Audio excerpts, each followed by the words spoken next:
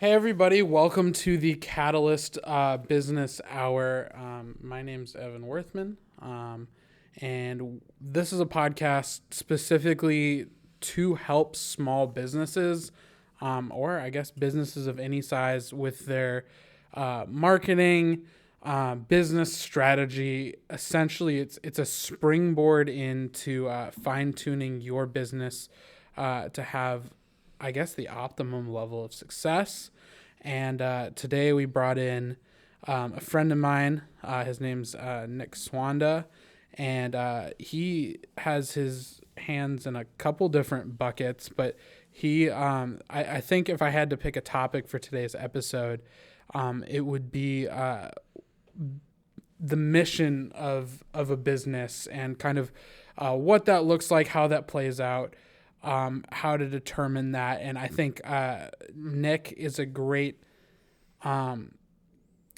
he characterizes that in a lot of what he does, and I'm excited to kind of flesh that out and talk to him about it. So, Nick, how are you doing today? Doing great. Thanks for having me. You're welcome. And thanks for being here, actually. So, Nick, you have a couple things going on. The first one, I guess I should probably ask about, is that nice looking jacket you have on. Yeah. Finance. Finance. North Avenue Capital is where you work for your you could call it maybe a day job. Yeah. Just I would love that's it your to be career my career for drive. sure. Yeah. Can you tell us a little bit about that? Yeah. So North Avenue Capital. So North Avenue Capital is, you could call it a non-depository regulated lender. And that's a lot of words. It's a lot of words in the finance space. So we're a private lender that does commercial loans across the United States for lower middle market companies. And specifically, it's a private. It's all private equity. We raise the money ourselves. Not me, but owners and investors come and raise equity for us to go out and do loans. We have a line of credit, and so we do loans within a very specific and unique loan program in government guaranteed lending. It's called the USDA R&D Rural Development Program. Very similar to, if you guys are familiar, I don't know if you're familiar with SBA. Yeah, I'm pretty familiar with so that. It's the USDA's government guaranteed loan program that's very similar to the. So who is that typically extended to? So that's extended to. So the program was created to really help the smaller middle market businesses, lower equity. And so that they didn't have to give up their equity and give up the farm to get capital. So is this specifically? I know you mentioned USDA, and that's where my brain goes. Right. Is the agricultural industry? Is it farm specific, or can you like open up a restaurant or something? Right. So we actually don't lend to farms. Oh, okay. Typically, so your typical farm. So Red Barn, Old McDonald. Corn, chickens, pigs. We don't actually, that program, the USDA program, doesn't actually lend to that. So a restaurant is a great example. We've done a restaurant called Southport Waterfront. They're crushing it. There's a restaurant and marina and up in South Carolina. So it really is just smaller equity firms, and like you said, the purpose is essentially to prevent them from giving up their equity. So it gives them an option to keep ownership in the business, get senior bank debt. These are traditionally non-bankable businesses. Right. Startups. I've been in that place where you go into the bank and they're like, get out of here. Right. And so we actually don't compete with banks at all. Which makes sense because the banks won't won't mess with a lot of the stuff you're doing, I'm assuming. No, they won't. And they're considered riskier credits. Sure. So what the USDA does through taxpayer dollars is they guarantee the lender, us, North Avenue Capital, up to 80% of the loan. And so this is government guaranteed. So you guys are essentially backed by that government program. And then we're responsible for that other 20%. Which, yeah. And so the way everything works, and so primarily, we lend to rural America. Sure. And rural America, so the federal government defines rural America by geographic eligibility. And so through that eligibility, they've determined through census data that 97% of the United States is rural. That is a lot of the United States. That is a lot of the United States. A lot. So 3% is considered urban, metro. Which I'm guessing is just the... So you're primarily shooting for areas outside of Jacksonville, so like St. Johns County. St. Johns County, Ocala, I'm all guessing of that. Parts of St. Augustine. Is it like All the of down, St. Augustine. all of St. Augustine. Okay. Any restaurant owners or business owners in St. Augustine that want to money. do that, North Avenue Capital is. They got your back. Would be able to help. And so they do it. They cut it up by census tract data. So the United States is cut up into a bunch of different census tracts, and so each census tract that they lay it out it's within 50,000 people or less. Okay. And so if you're in a census tract that's 50,000 people or less, you're considered rural. Okay. By the USDA. And so that is, like I said, all of St. Augustine, and none of Duval County is rural because we're big into that. But we lend to all 50 states. We did a deal earlier this year in North Pole, Alaska. Oh wow. We've looked at a bunch of deals in Puerto really Rico. far from here. Really cold too. Really if you're cold. listening to this and you're not sure where we're from Jacksonville, Florida. So it's literally like, I don't know, like the opposite end of the United States. Yeah. It's very far. That's really cool that you guys are able to even. And so and we do almost every industry except a few of these. So we can't we call them the 4 Gs: girls, gambling, God, and golf. So we can't lend to churches. We can't lend to casinos. We can't lend to anything that's golf related or strip clubs. So interesting. And then recently there's some other things like self storage facilities. We can't lend on those anymore. I don't know where you're gonna find the G in there, but there's you no could G probably in just there. remember it. Yeah. So I mean, like that's a new regulation. That was before. As of this last administration change that came about, and so that kind of messed up our nice little 4 Gs. But we can lend to pretty much anything. And then ag-related with farms, we don't do that. Now we have done a honeybee farm and processing facility. If they're called Honey Weeks farms, you can find them in your local Whole Foods or your Sprouts. That's pretty neat. And we were able to take bees as collateral. Bees are incredibly valuable. Did you really? Bees and honey as collateral. Okay. Hypothetically, if these guys were to default on their loan, you'd have to go confiscate some bees. So, we would have to confiscate some bees. So, man, you would see probably... rough industry, you know? They'd send Joseph Rowell, our COO, out there, and he'd have to get a big bee costume and sweet talk some bees. Yeah, he'd have to be the Pied Piper of bees. Yeah. I mean, he has chickens and bunnies and dogs. I'm gonna let you guys handle the specifics of all the dirty work. Yeah, for sure. I think that's a little above my pay grade personally, and I don't want to take your trade secrets. But if you've piqued somebody's interest, what's a very good way initially for them to seek you guys out? To seek us out. So if you go to northavenue.com.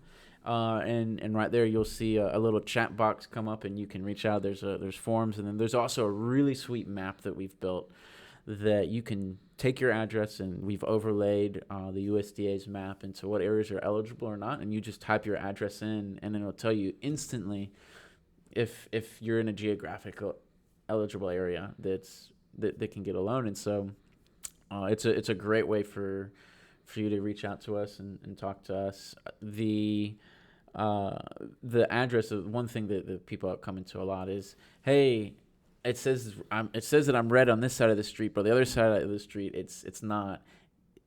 Will they give an exception? And sadly, the answer is no. The USDA will not. That sounds pretty. So it has to be in that eligible spot. That is unfortunate, but I guess that's how it works. There's been a time to where there's a part of a river that's part of a census tract, and they called it, I think, it's not called string theory, I don't know, but they called it string. It was like a string regulation that the river actually traveled down and made our property that we were trying to do a loan on ineligible because the river flowed down that way. And so it's really strange. It can be funky at times. Like in Pittsburgh, we just signed a deal under engagement for right outside the Pittsburgh airport. Huh. because there aren't 50,000 people living just on the Pittsburgh airport. Nobody lives there's near the airport. a census tract that's at the Pittsburgh airport. That's funny. I mean, I guess you could call that rural. It's considered rural. I mean, yeah. This also sounds like a pretty good resource for firms like the one I work at to offer small businesses. Yeah, I'll have to throw that out to some of the people that do business consulting, because that sounds like something that could be very valuable to small businesses. So I guess also, if you're watching this and you work in the area of consulting, maybe reach out to these guys. I feel like you guys would be a great resource just to have in the metaphorical Rolodex, because nobody uses those anymore. Yep. My boss loves to use the Rolodex phrase, but he doesn't actually have a. I think he actually might have one. I don't know. I kind of want one now. I did too. One thing about our loan size, though, that is specific to the program, the USDA program, the minimum loan amount needed or that you can get is $1 million. Okay, and yeah, it caps that out might at 25. So small businesses, it's different from that. But there are still a ton of businesses, even ones that I believe that we work with, that would potentially benefit from that and would qualify for that and could do a lot with that. And that's very cool. So where's your office located? Our office is located in Ponte Vedra, right next to TPC.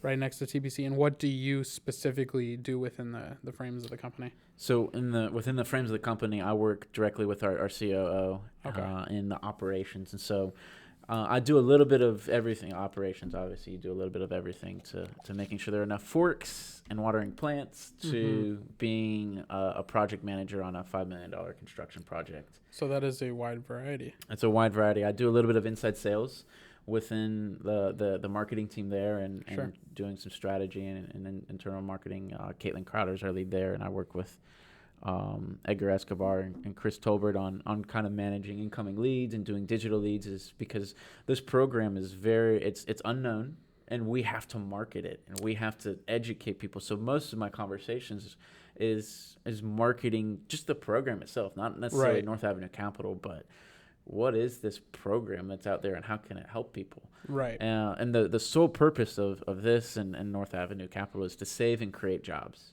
That's what we're here to do, is save and create jobs across rural America. And so within that, I deal with ordering appraisals, feasibility studies, to looking at our technology stack. How can we improve the technology to speed up our underwriting process or make it efficient, or track loan covenants and make sure what ratios we have set in for those, or Zoom or whatever you want. Like there are a lot of different pieces at play in adding just support. So I handle a lot of those little details within the organization.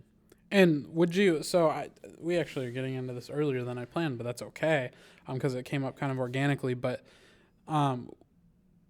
you talked about job creation and how that's kind of the purpose. Would you say that's the mission of North Avenue Capital? If you had to summarize it, I guess, what would you? So I guess our mission statement is we if we're going to go off our mission statement. No, so absolutely. Our mission statement is we provide capital to empower American business growth.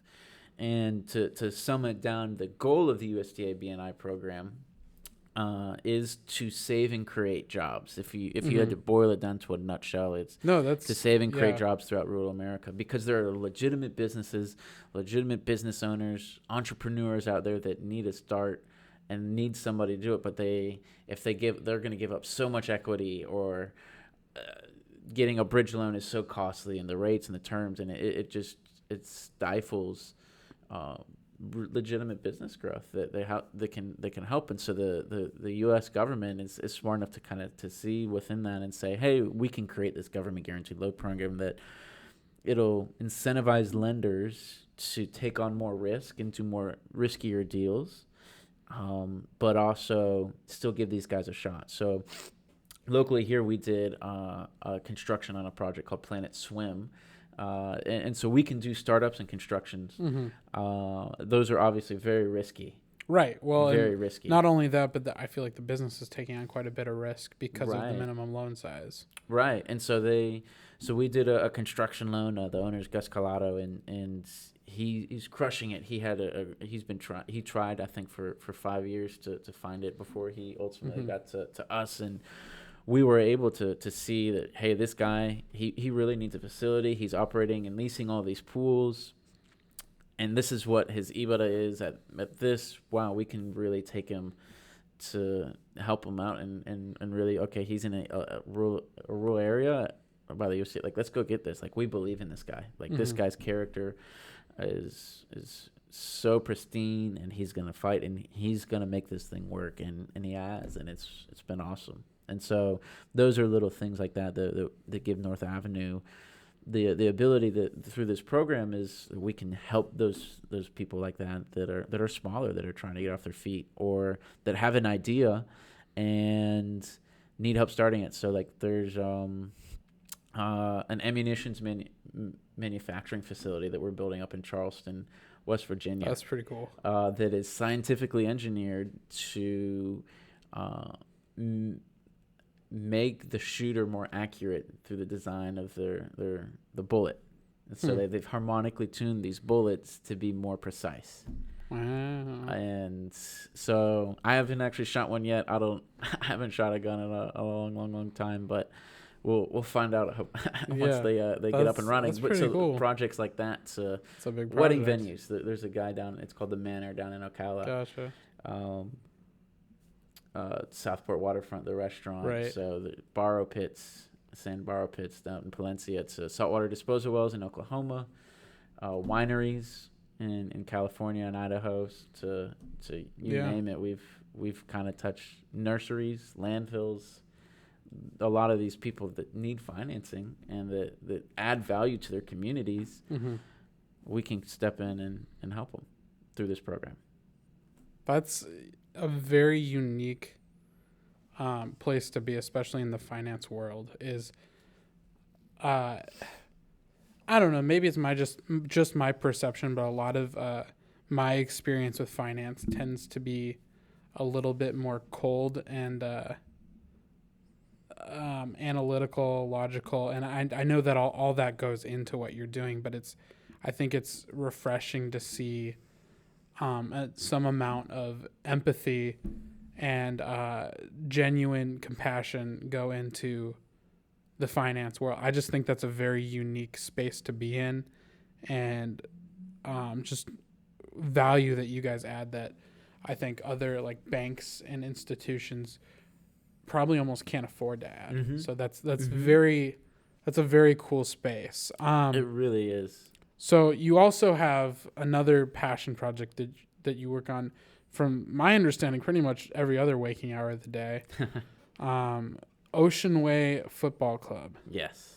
So, man, I love talking about this, and I'm trying to condense this so we don't like tangent on it, because I think we both kind of get going on it. Just because, full disclosure, I helped them with TikTok as of like earlier this year, and even in like 6 to 9 months, probably like I think 6 months of working with them, not even.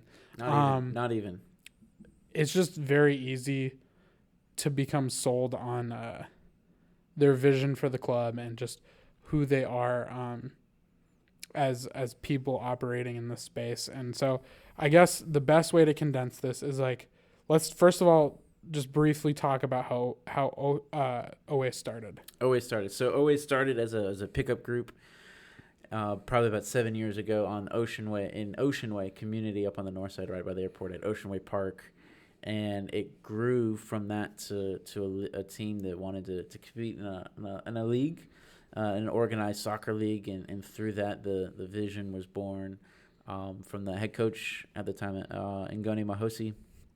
He brought forth to me hey, like this is something we can do. Let's do this, and to create a professional soccer team, an academy in Jacksonville that serves people, that doesn't rob them or overcharge them, but also in the same time that gives people opportunity that they wouldn't get elsewhere. So with that context in mind, a lot of the players on the team are refugees or immigrants or people that honestly can't afford what a premier soccer because academy essentially here in to Jacksonville. play on a premier team, you have to shell out quite a bit of money. You do, because you're paying for coaches, you're paying for fields, for referees, travel, all sorts uniforms, of things, uniforms, and so it's more of a reflection probably on the way that the U.S. Soccer Federation is structured, and the system. I think in Europe and other countries, the actual federation gives money to the clubs to help offset cost.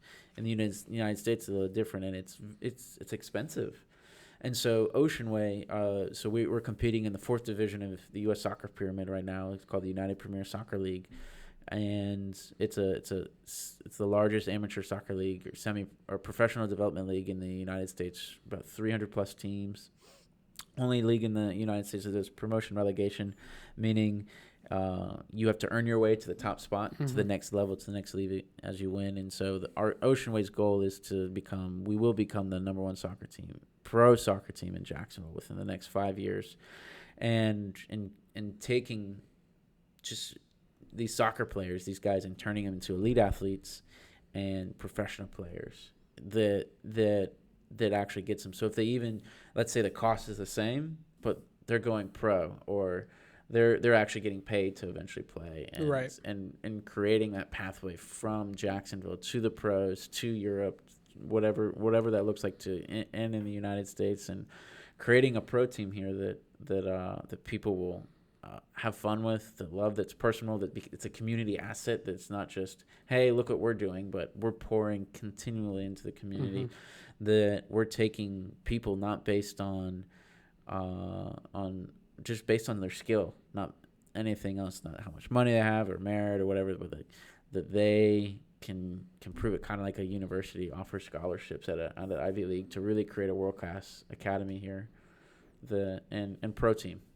And so for me, I think just one of the coolest and most unique parts of it is just like, I'm kind of a sucker for those stories of kids who can kind of like make it out of their situation through like hard work and just, being talented and working really hard and applying themselves. And I feel like Ocean Way is like, from what I've seen in the soccer world, and I grew up playing soccer through high school. I don't know a ton about it. I've been learning quite a bit lately, but from what I've seen in Jacksonville, like Ocean Way is that shot that people can have if they weren't able to play for a club, let's say in high school, if their parents couldn't afford to put them and have them play for a club, which like ultimately a lot of times leads to college scholarships. And so a lot of these kids, some of them did play D1 and maybe want to go pro. Some of them are just very, very talented athletes who've never really been given, I think, a chance. And just to me, like that, like kind of gives me goosebumps. So, and also if you want to go to Ocean Way's games, which I strongly recommend, if you're in the Jacksonville area or around Florida, you can find their schedule at oceanwayfc.com. Yep, it's on there, and if you have any questions, you can also DM us on any of our platforms, and you'll get a good answer.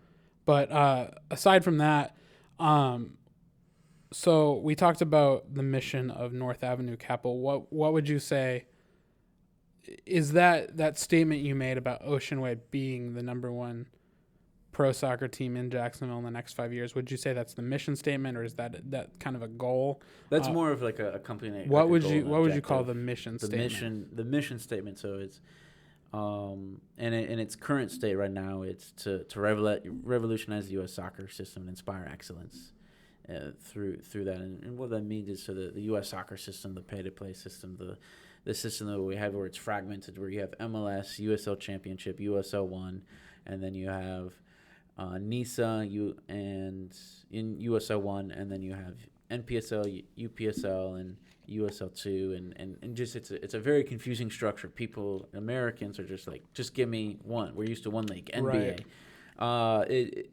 It would almost kind of be like if NFL and college were just one sport, and the teams Alabama could promote up and down throughout it, right? Like it would make more sense to us. But the way that we're structured, it's college and then pros, and really trying to bridge the gaps between a lot of those, and really educate and create around that. But it really, throughout that, I mean, that's kind of what that would do, is to kind of revolutionize that system and create really good coaches. Our coach and technical director right now has spent 10 years in the Premier League at Fulham in their academy, and he can build a soccer player from scratch. He can take a young man, a young girl, and give them the physical tools, the technical tools, and the tactical tools to make them into an excellent soccer player. That's a pro level. Harvey Elliott, for playing for Liverpool, he created Harvey Elliott. He helped create Harvey Elliott. Dembele at Celtic, Ryan Sessegnon at Tottenham. All of these guys, like he's created hundreds and hundreds of pros, and so our goal is to create that here in Jacksonville. That's for everyone, anyone, and then it's a place that people want to enjoy and come home to, and really connect with the culture and the community. Yeah. And that connection aspect is something, like, as a fan, like, you might not be a soccer player, but as a fan, like, that is something you can experience when you start going to the games, because it happens kind of very fast. And so coming back to the idea of mission statements, how, in your experience, how does an organization like North Avenue Capital or Ocean Way Football Club decide on a mission? Like, where does that process start and end, I guess, for the person at the head? Right. So with North Avenue Capital, obviously I'm not the CEO or an executive, but it was really cool. So our original mission statement used to be a little bit longer and a little bit different than what it was, what it is today. And so when I got here, and so it used to be North Avenue Capital exists to honor God through excellence, integrity, growth, and as stewards of capital, influence, and people. And they were like, that's our mission, like that's our vision. Mm-hmm. That's what we're about. And so when I got hired on a few months after, they were like, hey, we need to rework our mission statement. Our mission's the same, but how do we work that? And so mission statement and mission, people, I think, feel like, oh, I have to have a great mission statement before I can do stuff. Like, it's supposed to be worded. It's supposed to be worded impeccably, yeah. And your mission statement is just a bite-sized snippet that it tries to encapsulate every bit of nuance. It won't be able to capture every nuance, but of what you do. Like, I mean, with Smoke, right? They have a mission statement, but at the end of the day, I don't know what it is. Right? Like, people don't really ultimately, at the end of the day, you don't memorize that statement, but you experience the purpose. And so coming about that, I think what you're touching on is coming into a mission statement. You kind of have to have. I know the simple way of putting it in, like, for athletes and sports is like you have to have a why. Right. And I think from my understanding, that's kind of what a mission statement's supposed to be. Mm-hmm. And so, because you did form or helped form Ocean Way, what helped you guys with that process of figuring out what you wanted to do? Like, where did that come from? Yeah, I think it came from the desire to help people and to take people and create a community around it and really love people at the end of the day. What we want to see in Jacksonville and create is love and acceptance and create young men and mentor them through sports that builds them to a place where, because soccer, sports, athletics isn't forever. You're gonna be a husband, you're gonna be a father, you're gonna be an employee. What does that look like? How can you operate within that? And so our mission, like, throughout that and going through these things, is like, okay, where's there a need? Where's there a gap? Where can we stand in this gap? How can we meet that need? And so when you define a mission, when you create it, sometimes it's just a little bit of step. Like, okay, what's the first thing? And it grows and it evolves Right. and it's nuanced. And I don't think any organization, unless you're a massive corporate entity like Amazon, Apple, Right. Google, you're be comfortable with that evolution of, okay, what's the next step? What's the next step? What does this look like? How is our mission? Because I think if you look at every business from inception to growth, like it's always evolved a little bit. And so finding ways to be in tune with where you need to evolve and how it can grow. So with Ocean Way, it was really, okay, there's nowhere in Jacksonville that you can get quality coaching and the ability to make it to a pro level or get premier level training at an affordable cost. Right. And so that's the first step, is how do we mitigate as much of the cost as we can on the players. And so what you're getting into is one note I wanted to make is that, again, like we touched on before, is like a mission statement isn't just a sentence that you have to throw in a big packet to give to like potential investors or board members or whatever. A mission statement really should play out in what your organization is and what you do. And it's like one of the reasons I wanted to interview Nick specifically is because both of the organizations he's part of does a really good job of implementing it in operations. And that's exactly what what we're talking about now here is affordable coaching. Like it goes beyond that mission statement. It starts to like flow down into what you do. And that's what a mission statement should do, is it should flow into operations. And Right. so out of your love and desire to grow the soccer community and present opportunities to players, that is the first manifestation of your mission statement, correct? What are some of the other ways it plays out, I guess, in Ocean Way? And like I can even name a few. Some of the ways I'm thinking about is just like from a fan perspective, Mm-hmm. the way you guys value your fans, to me, shows that you value the community.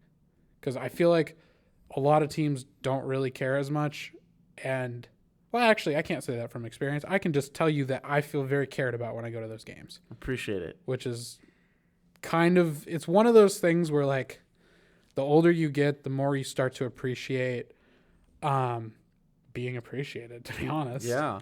And like we and the players, they're blown away. Like I'm blown away that someone would pay $5 of their hard-earned money to come watch a semi-pro soccer team play. Right. Like these guys, what have we done? You can say you guys haven't done anything, and like you're here, and so. Mm-hmm. The fact that someone would do that is, I think, genuinely caring about people and valuing every single person, Mm-hmm. whether you feel that they can give value to you or not. It's valuing that is a really piece. I mean, I call it we talk about it Chick-fil-A all the time, and how they value Like their at practice. So not Okay. from an executive Oh, standpoint. okay. From an executive standpoint, we talk about Chick-fil-A versus McDonald's, Wendy's. Right. We think fast the food. difference, There's essentially. a difference, right? There's a lot of different things, but Chick-fil-A isn't really competing. They are, but they're not really competing indirectly with, I would say, a McDonald's or a Wendy's, because their prices are a little bit higher, and their food range is different. They don't do burgers. Right. They're very unique. They're like, we will never do beef. Which is like, why not? Like, you're missing on all this revenue, right? But Yeah. you're not. They said, we want to be excellent at making chicken sandwiches. Yeah. And not only that, we want to say, we're going to tell our people, my pleasure. And that's going to be our thing. Every time we serve, every time we make a mistake, we're going to acknowledge And it. the thing is that could just be a thing if the rest of their service didn't line up with it. Right. So you can kind of tell you can tell what the mission of Chick-fil-A is based on their operations. Like someone shouldn't have to give you their mission statement for you to kind of figure out what's going on. And Chick-fil-A is a fantastic example of that, because if they just said my pleasure, but the rest of the service was terrible, it would almost be a joke. Right. And not only that, they don't only say my pleasure, but Correct. the way they say it. Like they've trained their employees to an extent, as much as you can train teenagers, to genuinely care. Yeah, the service, like you are getting a very different experience at Chick-fil-A than you're getting at other restaurants because of how their mission statement plays out in their operations. Right. And so if they made, and this will be a callback, but so I've never had In-N-Out. You're not missing much. But the service at In-N-Out from a friend that we know was phenomenal. It was great. It was on par, but the quality wasn't there. And so if your mission doesn't, and the desire towards excellence, I mean, so something that we say at Ocean Way is excellence breeds excellence. And so the demand, every training, every time you come in, and this is the same at North Avenue, that this motto that could be saying is excellence breeds excellence. And so you have excellence demanded at coaches, from the coaches to the players, and the players respond with excellence, and then their excellence breeds that excellence, and it's a snowball effect. And so if you don't have a quality product that you're giving people, what are your values really saying that you ultimately, I mean, like, some of it can be opinion based, right? Like, some may have more fine taste than others. Someone may want a burger, or I mean a chicken sandwich. I mean, what's a bougier chicken sandwich? I have no idea. I don't know. PDQ. Sure, yeah. But I don't know. PDQ's not Chick-fil-A. Every time I'm at a PDQ or Wednesdays, I'm like, man, this is not Chick-fil-A, right? Yeah. And so creating that experience, because it's an environment, it's a complete top-down service to what they do. And so this is, I mean, Chick-fil-A, if you're listening, check out Snacksonville. They're great. Oh you my should hire gosh. them. The day that would happen is the day I would. Yeah. Anyway, back to that would be incredible, Chick-fil-A, if you're still listening. Melinda Sowers at Atlantic and Hodges. Both my brothers worked there, actually, not to get off Reach topic, out to Evan. But so that experience is so creating that in other ways, like with an OA. Our mission is that the way that we want to treat referees when they come, we want referees to, and they have. I've had referees, and they're like, let's sit down and talk. I want to help you and tell you what we think that you can do better, how you can do pro. And this, like, you guys have done an incredible job to making us, because referees are the most, in any sport, berated human beings, the talk down to the least. I mean, the referees that didn't call, that said Miles Jack was down, should be fired, in my opinion, right? Yeah. And because he wasn't down, we should have been in the Super Bowl, right. But right, like, so the referees, but they're human beings too. They're real people too. And so one thing that we hold our players accountable toward is how they speak to referees. Right. We want referees to come in, okay, what do you need from us? What can we do better? How can we make your job easier? Because we're hosting them, right? We want the team that's coming in and playing us. How can we host them? Do they have water? Providing them water, making sure that they have all their accommodations that they need, that they're well, because and taking care of people to really just building relationships with people that are genuine and honest, and just, hey, this is who we are. I would love to get to know you, and let's grow from here, and really creating excellence, right? Creating that, inspiring other people to go out and then do that in their workplace, to live that way, to love their wives, to love their kids, to their parents, siblings, their jobs, and then grow in that. And so our mission is really, not only do we want to be excellent footballers, but we want to be excellent men, and in the way that we respond and treat one another, and create honesty and that integrity, and break down our whatever our vulnerabilities are, and come together and create a brother. And then like being vulnerable, right? Like, we have to be vulnerable with each other if we want growth. We have to say, yeah, I made a mistake. I'm doing this, and it's just sports, right? At the end of the day, it's sports. But these things matter, and they mean things, and these guys are dealing with very real world issues in new places. I mean, if you're an immigrant or a refugee in this country, the system, the process, the things that are set up are completely different. And some of the stuff it just kind of makes it harder. And especially if you were thrown into the high school system here, and you're a great soccer player, but your grades aren't great because English isn't your first language, and you were thrown into a junior level class just because that was your age, but your education wasn't that, then, like, of course you're not going to graduate and be able to get a college scholarship. Right. And so finding ways to step into that and to help those guys and walk through that process with them. I mean, if there are any immigration attorneys listening, would love to chat with you. I would love to figure out how we can help help these guys, because this process is, for me as a U.S. citizen, it's confusing and complicated, and that's something that we want to add to our mission, and every partner that we work with, every relationship that we create, we want to give value back to them, not just because, hey, thank you for helping us and siphoning off that, but pouring that back into them.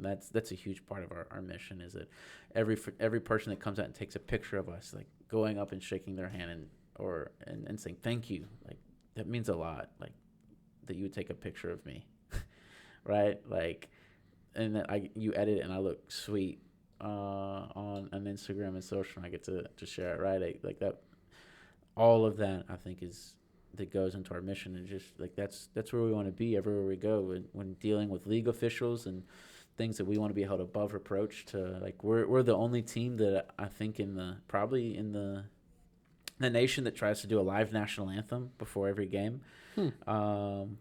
We've been fortunate enough to get some people from JU and some local churches, but creating an atmosphere environment that does a halftime show where you can, Maple Street and Jumpin' Jacks are our halftime sponsors, where you can win goodies from them and $25 gift cards and different things. So I had Jumpin' Jacks side note. I had them the other day, and that's a very good halftime prize. Okay. I was very impressed. I'm glad. Howdy Russell is awesome. I'll introduce you to Jumpin' Jacks is solid. Yeah, I would like to meet them. I'd shake their hand and tell them that they make a real good burger. They make a very good burger, a very, very good burger. All of their stuff I've ever had from them was quality, and who knows, maybe they're looking for some marketing help. That'd be sweet. The last thing that I wanted to touch on is how your mission statement plays into your goals as an organization, like your long and short-term goals. So for North Avenue Capital, what are some of their goals as an organization, and how does it kind of tie in?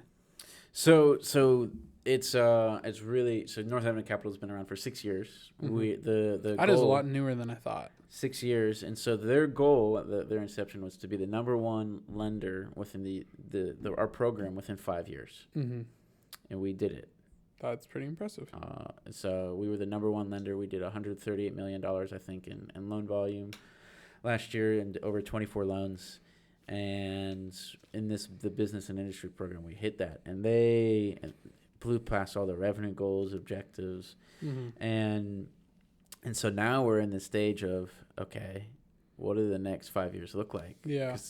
In a strange way, they were like, it's very rare for a company within its first 5 years to hit its goals, revenue goals, objectives, and things of that nature, and we blew past it. And so we're in the process, and the executive team's really in the process of kind of laying out the future groundwork for us this year. And I know the goal is to maintain that, but not only to do that, but we're advocating on Capitol Hill to really try to see the program itself has about $1 billion in it in participations, and we want to see that go up to $3 billion. Essentially, and like the purpose behind all of that is what drives the mission of North Avenue Capital, which is it would allow you to help more people. To really help more people, and on a national scale. I mean, there's so many unique. I mean, two of our executives are out in Gilead Bend, Arizona, at a shrimp farm right now. That they grow shrimp in these containers that are underground in the middle of the desert. And that's very unique. They're trying to grow these shrimp, and they'll sell it to more like the West Coast area. Right. And they want to be able to get to a production where they're doing all over, so we're not getting frozen shrimp from overseas or for China, but they're growing it there. There's less bacteria. It's a cleaner product.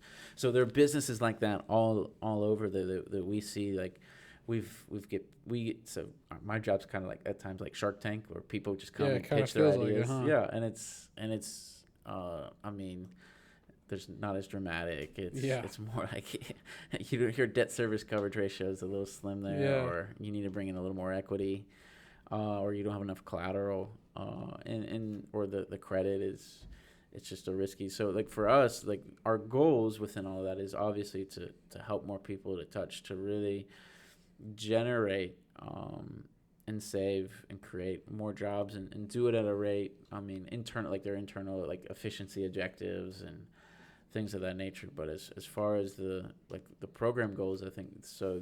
The rural development program also has things to do with solar energy, with community facilities. So we have a deal that we're hoping to close by the end of the month. It's a private college up in Newberry. You don't hear that very often. New No, colleges. but we can do refis for colleges and nonprofits and community facilities. So getting into the green energy space a little bit. Those deals are a little bit more complicated and cost a little bit more for the borrower, but really working towards maintaining that excellence within the program. And North Avenue Capital has a very, very good reputation with all the state directors in the national office, that our loan packages and our underwriting is more and more like, they're like, wow, their feedback I think was to us, you guys seem to have listened to everything we've said and done that. Yeah. And so like that's a really cool thing, and we're like, come on, like give us something, like there has to be something we can do better. And like, I'll let you know if I hear it, but at this point you guys, and nothing is like obviously ever perfect and you're pristine, but we're learning on perfecting the process and the secret sauce, and really delivering an excellent package to where the federal government can say, wow, you guys listen to us, and you're growing. Because I mean, like within that space, you hear the state offices have their own thing. Each state office has their different little I wouldn't say quirks, just different perspectives on how they view loans and how they want to see them underwritten. And then the national office has there's a certain threshold for some that do that. But like, I think getting to the point where less questions are asked of this. Why'd you do this? Why'd you do that? I mean, that's that as far as a company objective to maintain that number one is obviously there. And we're in the process of crafting the next 5 to 10 years. Man, that's very cool to hear. It's cool to hear that a lot of times when your mission lines up and you do excellent work, that you see results like that. Moving on to Ocean Way, what are some of Ocean Way's goals for the next few years? The next few years, so obviously. I know you told me about the 5-year goal. The 5-year goal is to be the number one pro team. So I guess it's how do you become the number one pro team is the next thing. So U.S. Soccer the U.S. Soccer Federation requires that at least 35% of the club is owned by an individual that has a PFS of 10 million or more.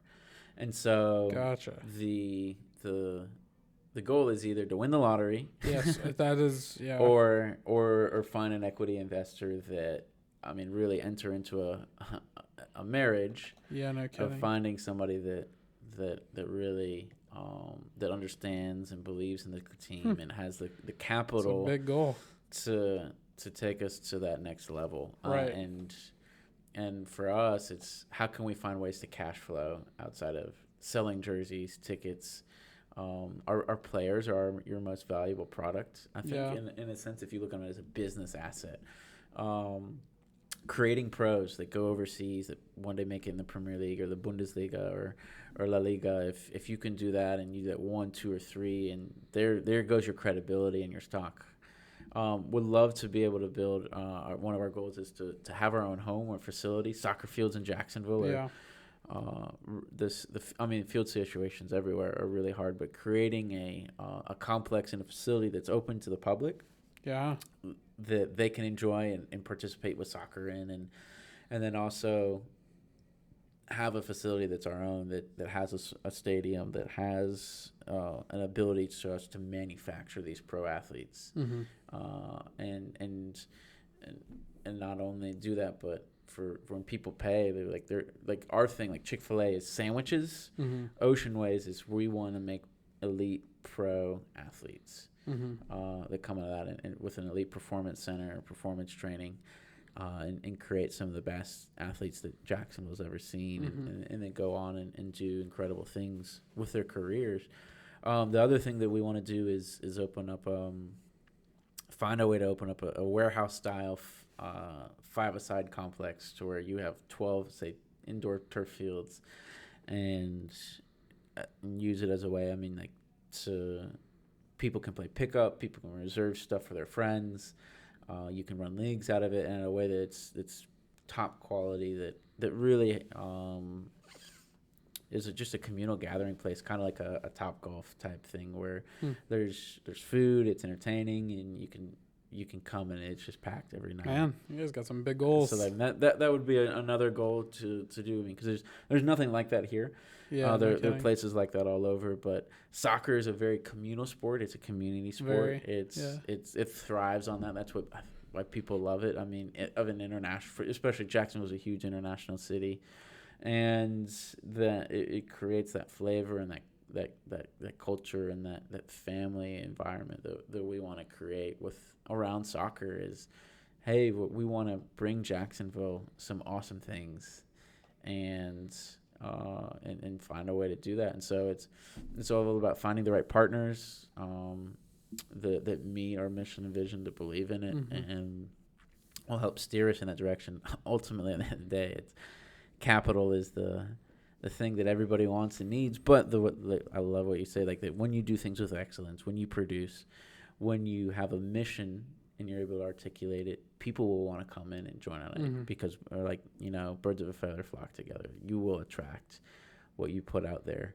And if you're putting out excellence, you'll attract a lot, but you'll also attract the right things, the right people. I mean, that's how you and I'm not to say that I'm excellent, but you're excellent. Not to say I'm excellent either, but I mean, Jacksonville's #1 TikTok. Oh, I don't know about that, but I know a lot.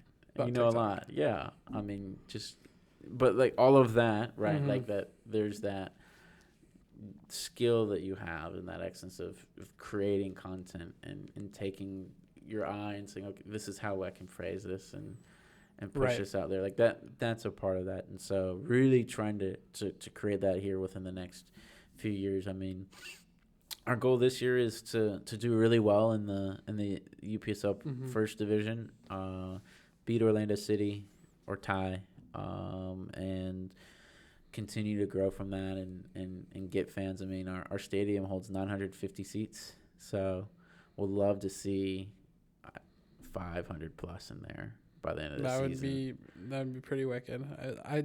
And again, if you guys have no plans on Saturday nights, definitely consider this. It's a really great thing to witness. The players are very passionate about what they do. It's a great, just even the value you're going to get. It's a great date night, and it's a good time. We have a good concession stand. If you love tres leches, we have some of the best tres leches in Jacksonville. She cooks some mean tres leches. And with all of that, it's a lot of fun. We're also looking for, obviously, a goal is getting more corporate sponsors. Right. Finding more businesses that we can add value to and add value to us, and create more relationships within the community that want to integrate themselves into the community, and vice versa, that we can add value to them through our relationships, through our network, through what we provide through various avenues. North Avenue Capital also is our title sponsor for the team, and they've been a great partner for us and mentoring me and running the business. And so that's a huge thing. But finding more capital partners like that would be another goal for us, is to really grow and get on the map, so to speak, and gain our credibility to show that, hey, we can take these things. I mean, we just signed a deal with a stock company, a grip stock company, and that's an opportunity for us to say, this is how we'll steward, and this is how we'll use our influence to help grow and add value to this company through our network. And this is what it gives us a little bit of a resume. So doing those things well, magnetic socks, different things like that. There's a lot of big things in the works, and I probably going to wrap it up here, but I very much appreciate your time and you coming out and kind of sharing your passions with us. And again, just another shameless plug for OA. Go check those guys out on social media, especially on TikTok. I heard they got a very good TikTok. And maybe check out a game. If you made it to the end of the podcast, be sure to subscribe or follow or leave a review on Apple Podcasts. If we make it to Apple Podcasts, I don't even know if we're on there yet. I think that's my job, so I'll figure that out. But I know for sure that if you guys have any questions or comments, please either leave them on YouTube or shoot an email. Actually, I think the best way for you to get in contact with us, if you have any questions, is to check out Auxilium. And I guess more specifically, if you have any questions on how to form a business mission, or really if you have any sort of business needs, like a lot of businesses they're good on the operational front. They're good on the day-to-day, but they run out of time when it comes to things like bookkeeping, like cash flow analysis and planning out cash flows, exit planning. There's a whole bunch of services that Auxilium offers businesses to kind of keep you from spending too much time on things that aren't specifically growing your business and that things that we're experts on.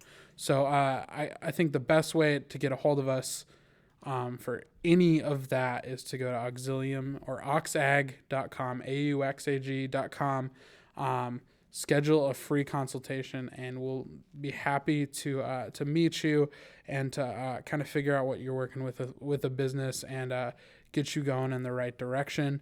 I'm excited to kind of have Nick meet some of my bosses here and maybe develop some connections there with North Avenue Capital. And maybe I can get my boss, and maybe I can get Matt and Chuck out to a OA game soon. I love it. We don't have any executive suites in our but our we'll give yet. them the nicest stadium seat we can find. Yeah. So. Cool. Well, thank you again for coming out, Nick, and thanks to Auxilium for sponsoring this podcast. This has been the Catalyst Business Hour, and we'll see you guys next time.